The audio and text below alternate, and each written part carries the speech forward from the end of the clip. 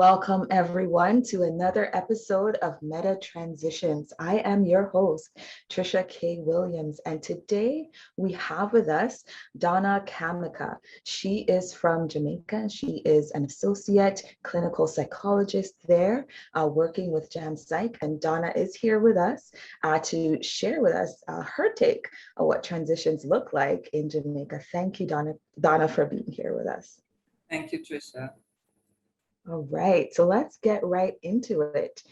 Donna, what story would you like to share with us today?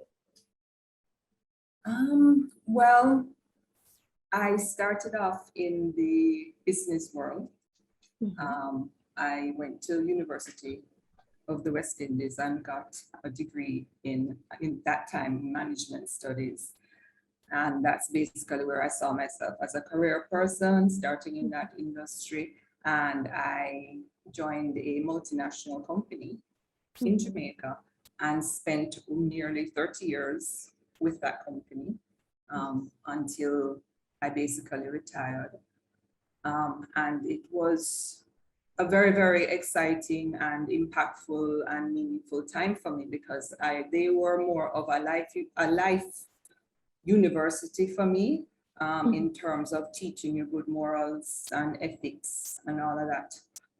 So it was a very, very good grounding work for me to work with them. I progressed through the company in various departments. So, I started off in accounts, and then I was in sales, and then I was in customer service. I did a little operations. So, I was really able to expand my knowledge there.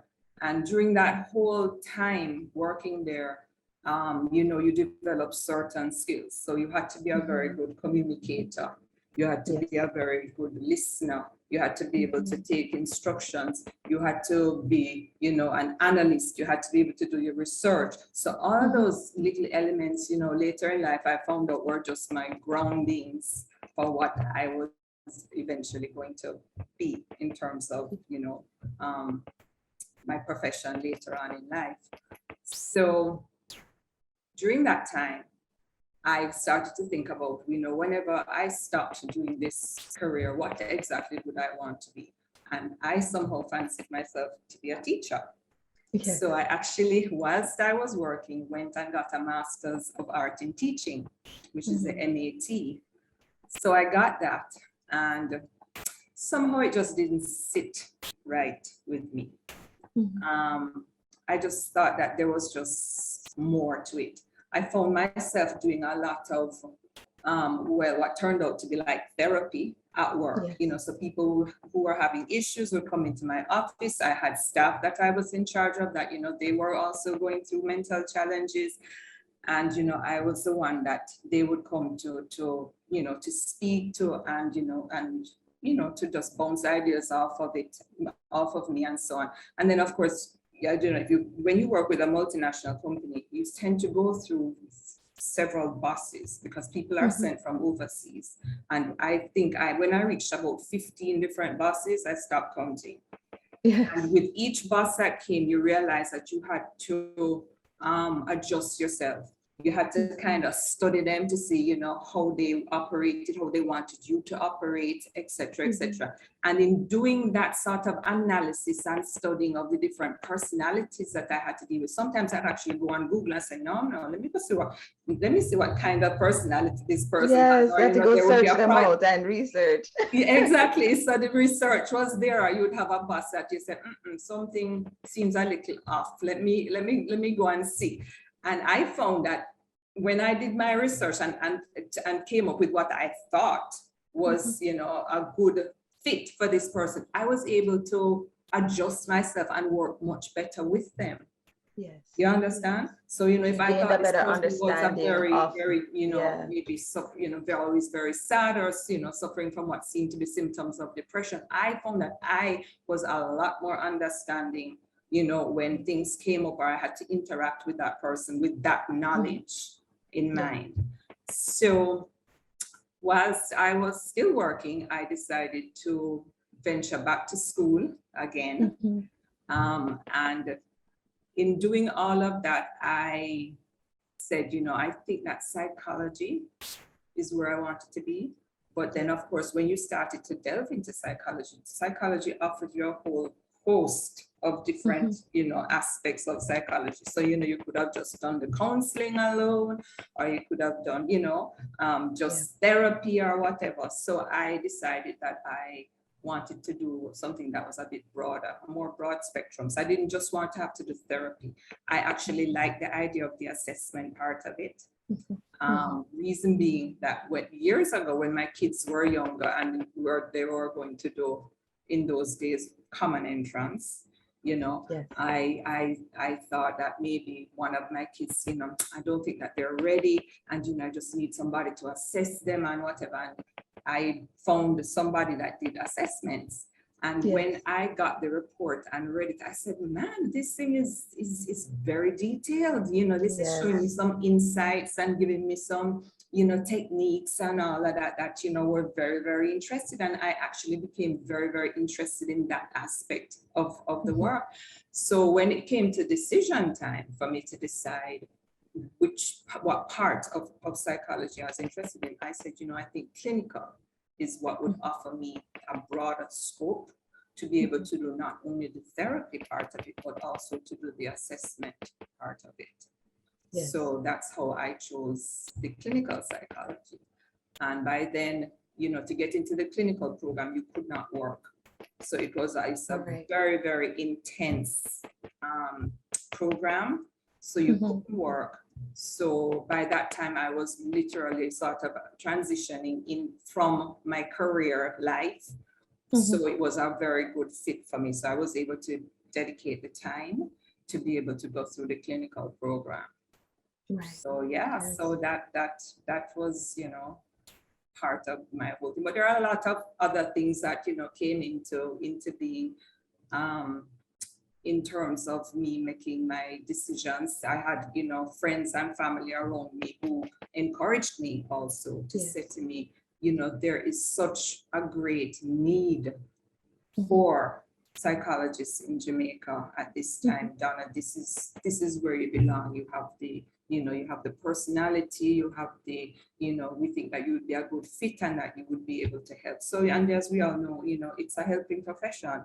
It's one that it's giving, it's, you have to serve others.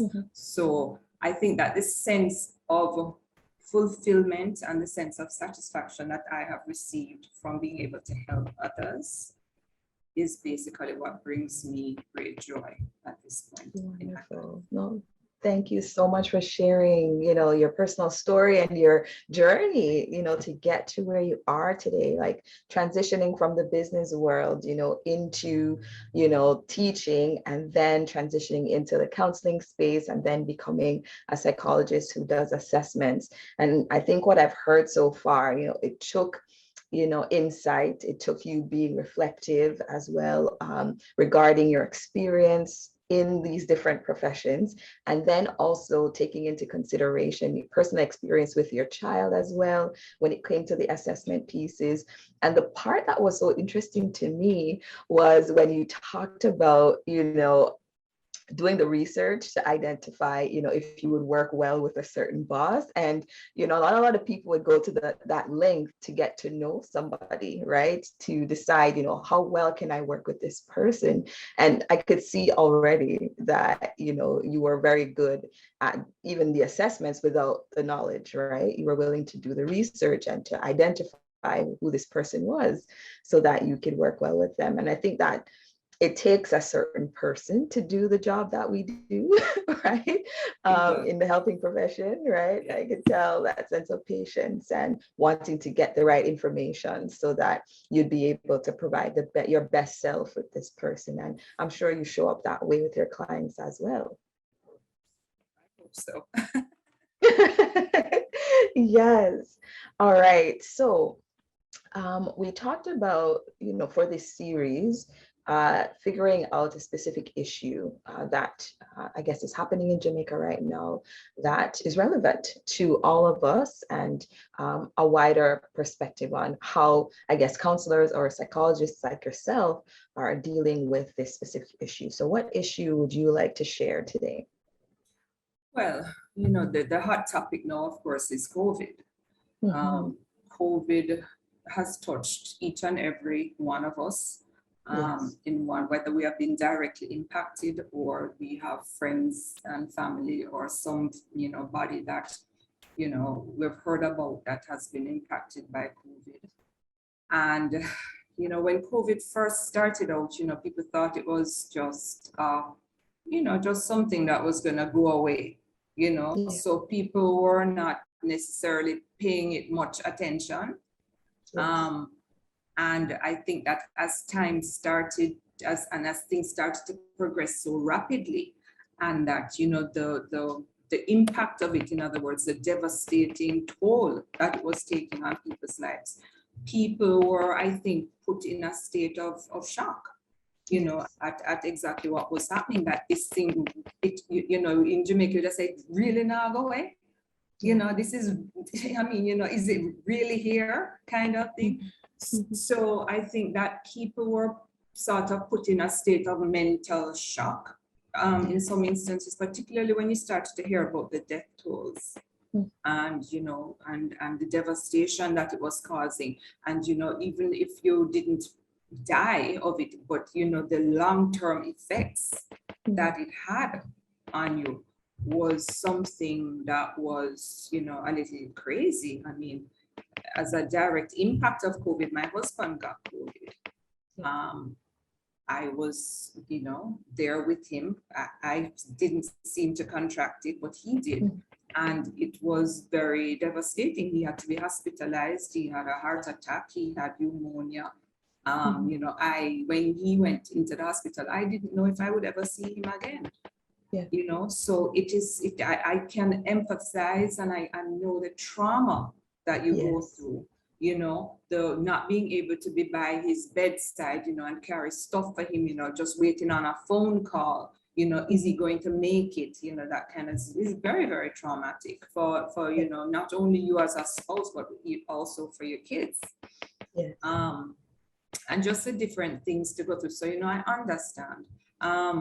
The impact of COVID.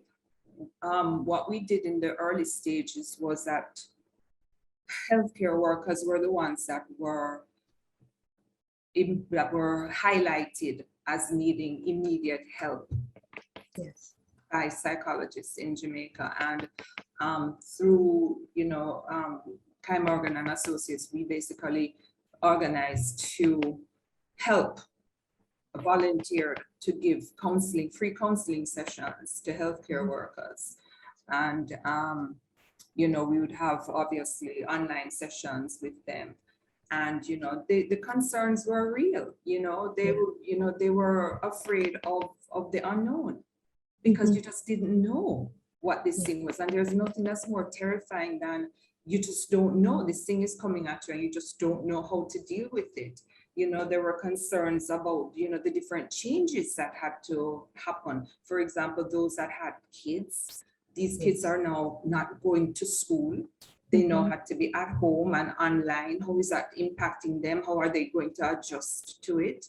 So, that was an additional stress with them. There was, of course, financial concerns, because, it was impacting everybody financially. So, how are you going to live now from day to day? Maybe that additional income that you're able to go out and earn, it's just not happening anymore. So, things, had to be rearranged and adjusted.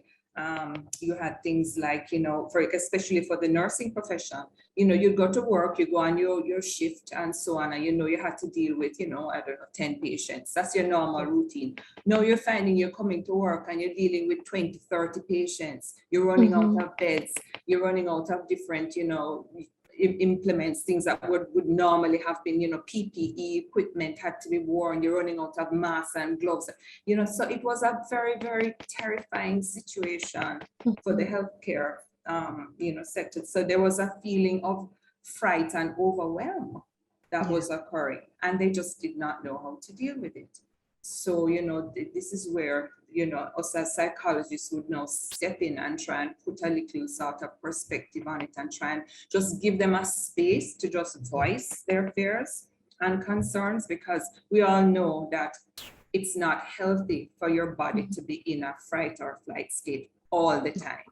Yeah. Yes, that will certainly lead to other, issues, mental issues, physical issues, and so on. So it's really trying to just get them in a state of to sort of just lowering the stress level and giving them an outlet with their, so these were some of the things that we did. So we had several sessions with them, gave them different strategies in terms of coping, things that we would give patients who actually came into us, talking through, listening to them, and so on. And the response that we received in terms of feedback from them, because after each session you'd ask them to maybe go away, practice a few of the coping sessions and come back, and the gratitude was just more than anything that we could ask for. How grateful they were that we were reaching out. Thank you for giving me this special. And these were very simple things that they could do, and that sort of thing is why I could reflect and say, this is why I'm here.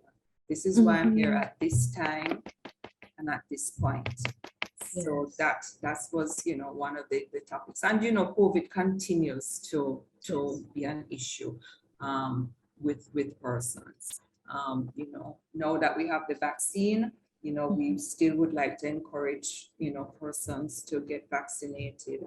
And we know that we have those that are not necessarily rushing to go and get it, but it's just a matter of, it's a personal choice.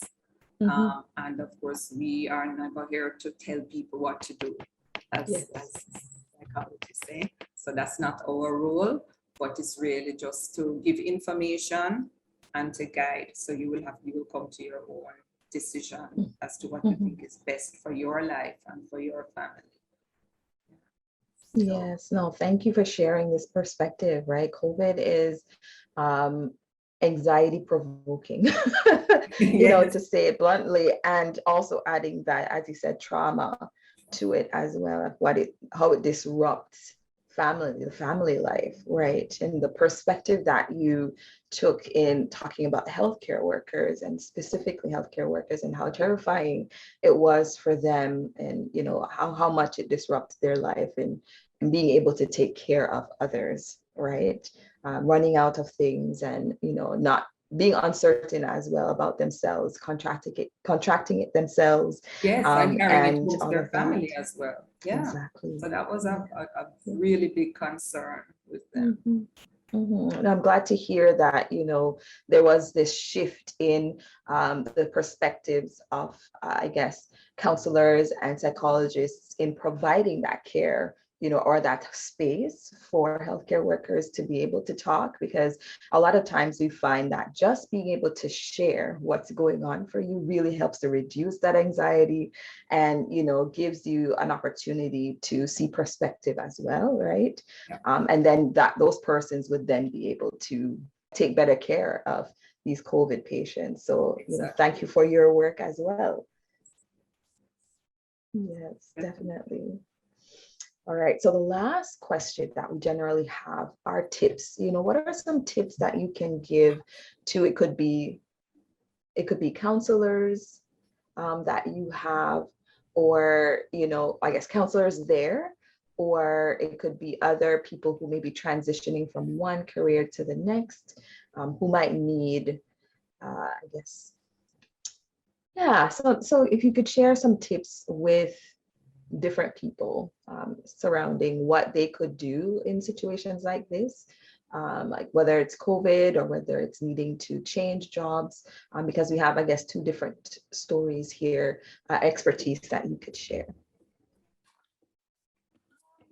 In terms of transitioning, I just want to say that, it's never too late to go after your passion. Always try and go for something that you feel passionate about, and something that gives you a sense of fulfillment and a sense of joy. I've heard too many stories about persons who are in jobs or in professions that really and truly, you get up in the morning and you you according, you feel your stomach clench. In other Mhm. words, it's just a very anxiety provoking feeling that you have. You really don't want to be there. You're just doing it maybe to pay the bills or, to just get through. And to be in that state for a long period of time is, of course, unhealthy. So it's about going and finding your passion, something that, when you get up in the morning, you say, yes, this is where I want to be. This is what I want to do. And just to say that it's never too late. I actually retired before I went into psychology. I was at university with my children. Yes. So, we would all go to class. They were in a different department from me, but, I was there. So people would see me and everybody would walk and say, hi, auntie, but, so, it's never too late. There is no shame in going after what you want late in life. In fact, you bring a certain sense. I found that I brought a certain sense of maturity, a certain sense of experience to the classroom when I was there, because literally I had lived it. I wasn't just talking. I wasn't talking theoretically about some things. I had actually been through some of the experiences and, some of the examples I was able to give. So, that definitely augured well for me in the academic setting. And, just try and be as open. I think there's nothing, we are all put on this earth, I think, for a purpose. And I think one of the main things is that to give back. Yeah. And that whole sense of giving back, that gives, to me, is the ultimate goal that I think we should all strive for in terms of giving back and helping others. And that, to me, is what gives, or that's what gave me the biggest satisfaction that I can actually think about now, looking back, because this is a time when you get very reflective, in terms of what your life has, what did you achieve, what did you do, was I able to help somebody, and so on and so forth. And anybody who, I think, is able to look back and say, yes, I was able to give back, I was able to help, I was able to nurture the next generation. I was able to be a friend to, my colleague, that sort of thing. I think is a life well lived. Yeah, thank you for sharing that tip. You're never too late to get into the career that you want. So just go for it and see it positively. Think about it in a positive way, because I think that's what I'm hearing from you, in that, take a positive mindset and think about what you can contribute versus the, ageism that's out there. Fight against that and go for it. Yep. Definitely. Thank you so much again, Donna, for being with us and for sharing your insight. If, I guess, persons wanted to make contact with you or with, Kai Morgan and Associates, how would they do that? Yes, so, you can definitely go through Kai Morgan and Associates. She's at 68 Lady Musgrave Avenue. And I can get a phone number for you that you could call to make appointments. And there is a wide range of options that are being offered, from assessments to therapy. And, there is a wide range of clientele that, we would cater to there. So, yes. Okay. Wonderful. So I will get that number from you, and I will put all the information in the description box below. So if you're out there and you're listening to our interview today, thank you for watching, and you can find all the information that you need to connect with Donna and Kai Morgan Associates in the description. Thank you again, Donna, for being with us. All right, so there you have it. Take care, folks.